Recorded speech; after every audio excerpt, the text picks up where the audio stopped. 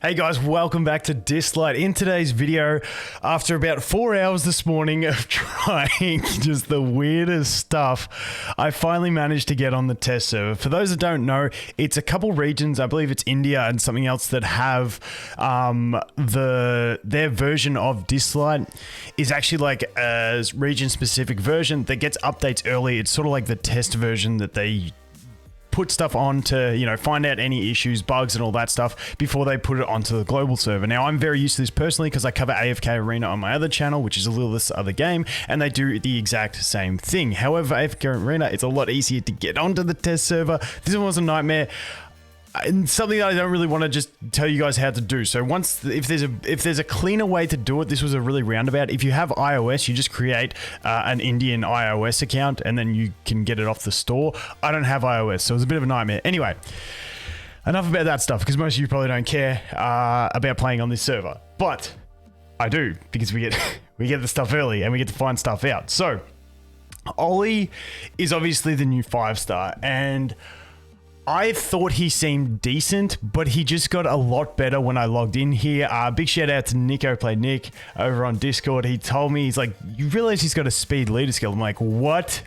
So that is huge. So speed leader skill, there is still no, so we do know obviously that in this update, we do have Unis who does get the guild, the hollow battle leader skill of 35%, which I still think that should drop down to 30. I think 35% is too much for that, especially on an already broken character. But that's not what we're here to talk about. But he's got 35% in hollow battle. Besides that, for every other content, TA is going to have the 25. Now, I do think that eventually we will have a point war leader skill of that 35. Hopefully it drops down to 30 leader skill. But at the moment, he matches the fastest leader skill in the game, and it works for all content. So that is fantastic, and he's the fastest arena leader skill as well, and I just think this adds so much more value to this character than it did before.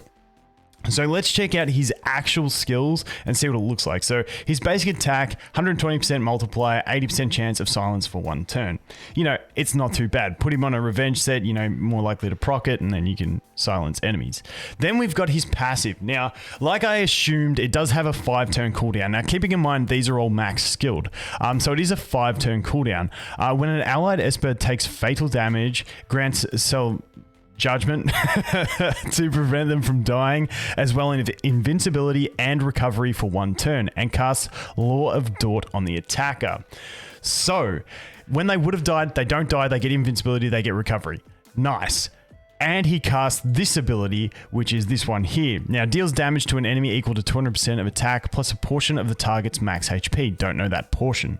Inflicts defense down for 2 turns and taunt for 1 turn while granting the caster invincibility for 1 turn. So this is really strong on a 4-turn cooldown, but keeping in mind, I'm pretty sure when he casts it passively, it ignores the cooldown. So don't quote me, I'd have to test it, but this ability here, when he procs this, I'd say it casts this ability even if it's on cooldown, and if it's off cooldown, I'd assume that it will not put it on cooldown. So that makes it incredibly strong, and like I said from the start, this leader skill on top now is fantastic. It makes him he's just an absolute god for Chronos, in my opinion. He's the kind of unit now where you can slot him into like any version of a Chronos team and pretty well dominate, because you can put him into like an early game beginners Chronos team and he can be your damage dealer. We look at free-to-play units that I used in my free-to-play playthrough, and I brought in Drew, and Drew's essentially got a defense break and some damage, and he has a defense break and some damage. The other thing is we do get that bonus leader skill of the speed, which is very important in the early game, trying to speed your team up, but we also do get this passive, which is perfect for countering Chronos, because when the Chronos drops the rock on an ally, that's always your susceptible part, and he's going to stop that ally from dying. So he's essentially just like a massive Chronos counter. Now, when we move past that, I think he's going to be amazing in arena and even better in clan battles. Clan battles because he's got an amazing kit. I always speak about when you've only got 3 units to bring, you want to bring units that have enough stuff. So he can protect another squishy damage dealer really well, which is one fantastic thing.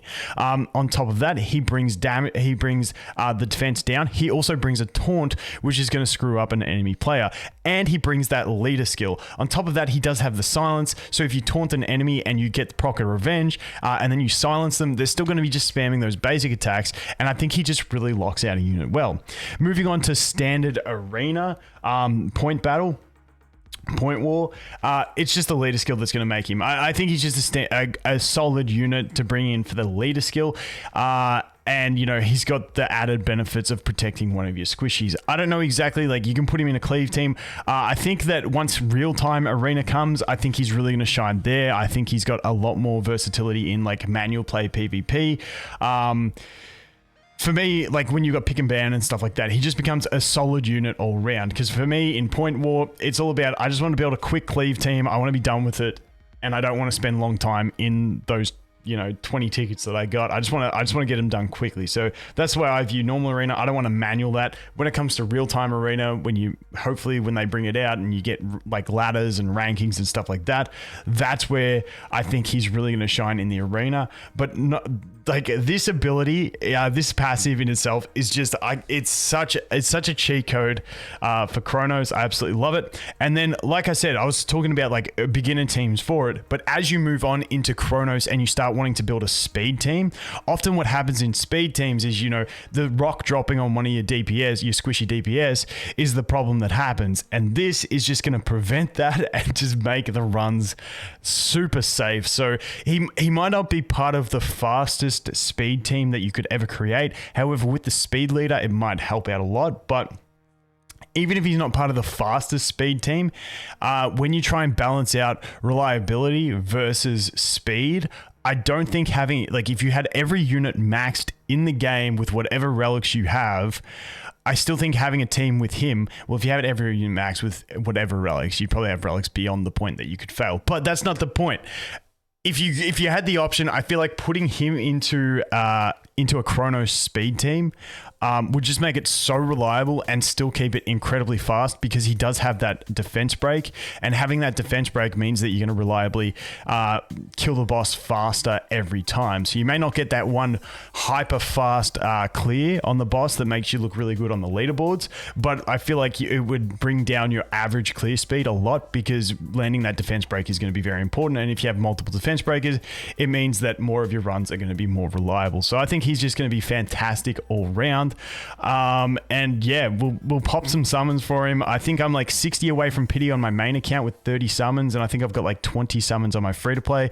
So I will be popping some summons on the banner, trying to get him and see how we go. But you know, probably have zero luck of that happening, but we'll see anyway. But that is Ollie. Ollie's looking absolutely savage. And yeah, I can't wait to hopefully get him or find someone who has him to test him, because like I said, I think he's going to be an absolute beast. Anyway, guys, thanks for watching. Hope you have an awesome day, and I look forward to seeing you in the next one. Cheers.